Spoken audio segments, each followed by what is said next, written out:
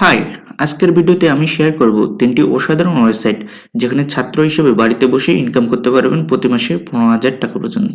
প্রথম ওয়েবসাইটটি হচ্ছে টিউটরমি। যদি আপনার কোনো বিষয়ে ভালো দক্ষতা থাকে, যেমন গণিত, ইংরেজি, প্রোগ্রামিং বা অন্য কোনো একাডেমিক বিষয়, তাহলে আপনি এখানে টিউটর হিসেবে কাজ করতে পারেন। কিভাবে কাজ করবেন?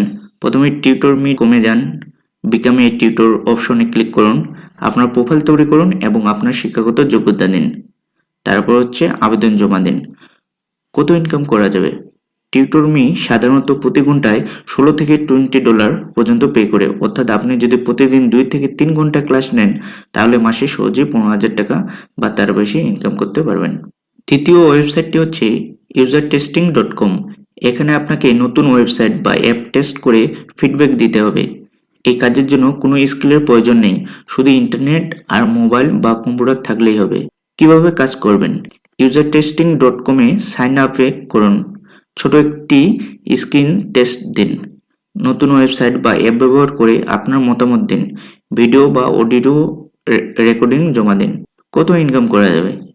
ইউজার টেস্টিং সাধারণত প্রতি টেস্টের জন্য $10 থেকে $60 পর্যন্ত পে করে। আপনি যদি প্রতিদিন 2 থেকে 3টি টেস্ট করেন তাহলে মাসে 15,000 টাকার বেশি ইনকাম করা সম্ভব। তৃতীয় ওয়েবসাইট হচ্ছে clickworker.com। এখানে ছোট ছোট কাজ করে সহজেই ইনকাম করা যায়।